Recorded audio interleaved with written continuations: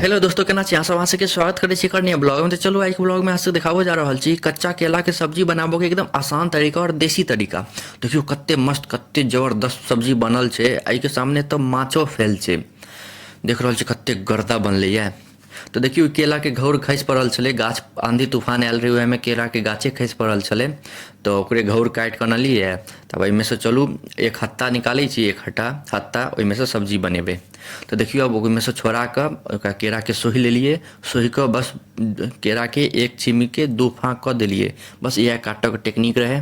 ठीक, आब एहिके बाद प्याजो काटि कऽ अलग कऽ लेने छियै। देखियो प्याज एकदम पातर पातर कटलिए। इम्हर टमाटर एकटा काटि कऽ राखि लेने छिए। आ इम्हर लहसुन अदरक हरियर मिरचाइ ई सब काटि कऽ मिक्सीमे राखि लेने छिए। मिक्सीमे चलाबऽके छै। देखियो हरियर मिरचाइ अदरक आ लहसुन ई तीनूके पेस्ट बनाबऽके छै। देखियो पेस्ट बना लिए एकदम बढ़िया तरीकासँ। कत्ते मस्त एक नंबर, नहि ज़्यादा गील छै नहि ज़्यादा कठगर छै। इम्हर देखियो ई बेसन छै। केराउके बेसन लऽ लेब, नहि तऽ चनाके बेसन लऽ कऽ पानिमे मिला लेब, नहीं तऽ मिक्सीमे पीस लेब और चना के या फिर केराउ के, तो बेसन बन जात। एहिमे हल्दी दऽ देबै, ठीक अपन स्वाद अनुसार नमक दऽ देबै स्वाद अनुसार, जेना जेना हम देखाबै छी अहाँ सब बस स्टेप बाय स्टेप फॉलो कऽ के चलू। ओहिके बाद धनिया पाउडर दऽ देबै, ठीक। एहिके बाद मिर्ची पाउडर दऽ देबै, ठीक छै। ओहिके बाद ओ जे पेस्ट बनेने रहिए लहसुन अदरक हरियर मिरचाइके, ओ पेस्टके धऽ कऽ ओहिके बाद देखियो जे हिसाबसँ देखाबै छी ओहि हिसाबसँ बढ़िआँसँ मिला लेब। तो देखियो हिसाबसँ हाथसँ बढ़िआँसँ मिला लेबै। एकदम एते बढ़िया तरीका से बताओ, एते आसान तरीका से जे की बताओ। कनी पानी धऽ कऽ बढ़िआँसँ मिला लेबै एक नंबर। देखियो कते मस्त एकर पेस्ट बनि गेलै है, एक नंबर। कते मस्त लागि रहल छै, देख रहल छियै। एनाही मिलायब, जेना हम स्टेप बाय स्टेप बताबै छी ओनाही अहाँ सब स्टेप बाय स्टेप फॉलो कऽ के राखू, एक नंबर बनत। तो देखियो कते मस्त एकदम ग्रेवी बनि गेलै है, ठीक।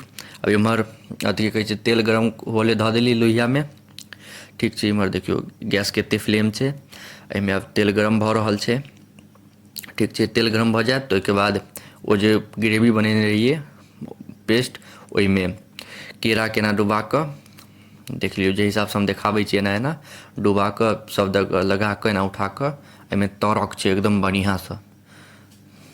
देख लियौ एना एहिमे डुबाबऽके छै पूरा, एकदम बढ़िआँसँ लगाबऽके छै। एना सटाबऽके नहि छै, एकदम बढ़िआँसँ लगाबऽके छै। एहिमे उठाबऽके छै, देख रहल छियै। सटाबऽके बस नहीं छै, एकदम बढ़िआँसँ लगाबऽके छै जे चारू बगल ओ ग्रेवी जे पेस्ट बनेने छी से लागि जाए। तऽ एनाही चारू बगल लगा लेब। देखियो एक घानी एक बेरमे धऽ देली, जतेमे एक बेरमे अटलै ओतेमे धऽ देलिए। अब एकरा बढ़िआँसँ तरबै, अहाँके हम देखाबै छी कोन हिसाबसँ तरल जेतै से, कतेक कड़क। तो अभी एक तरफसँ भऽ गेलै, अब एक तरफसँ उल्टेबै दोसर तरफसँ।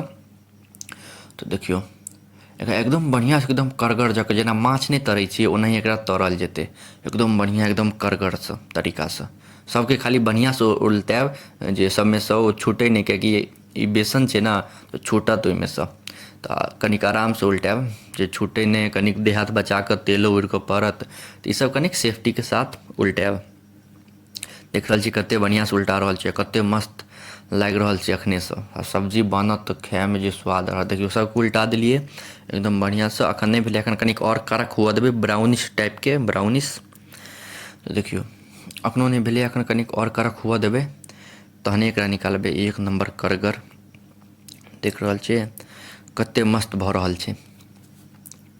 हमरा लगे ई आइके वीडियोमे तऽ हम सब चीज नहि देखा पाएब, तऽ एकर दोसरो पार्ट आएत। तऽ अहाँसब सब्सक्राइब कऽ के राखू, काल्हि आबि जाएत 10:01 पर एकर दोसर पार्ट आएत। एहिमे आइ देखा दै छी तरऽके तरीका, आओर दोसर पार्ट आएत ओहिमे हम ग्रेवी बनाबऽके तरीका हम बता देब, ठीक छै ने। तऽ देखियो कतेक बढ़िआँसँ तरा गेल छै, आब लगभग भए गेल छै, आब एकरा निकालऽके देरी छै। तो देखियो कतेक मस्त तरा गेल छै। अब एकरा प्लेटमे निकालि लेब, ठीक छै।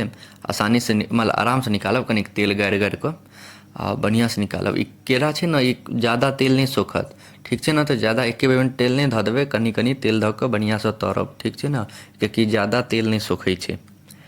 तऽ एकरा बढ़िआँसँ तरि कऽ आब देखियो पूरा निकालि लेबै। पूरा निकालि लेलिए एकदम बढ़िआँसँ। देखियो कतेक बढ़िआँसँ निकलि गेलै। एक घानी आओर हेतै तऽ अहाँ सबके चलू देखाबै छी। अब देखियो निकालि लेलिए पूरा, आ इम्हर एक घानी आओर छै, बस आब निकलऽ दियौ एकरा। तऽ देखियो ओहो दोसरो घानी एकरा निकलि गेलैए, एहिमे छै और देख लियो कते बढ़िया से तैर के निकल गेल छै एकदम माछ जकाँ कते मस्त लाग रहल छै आ इम्हर छै तो देखलिए इम्हर तैर के एकदम बढ़िया से निकल गेलै। अहाँ सब दोसर पार्ट लेल सब्सक्राइब क के राखू काल्हि।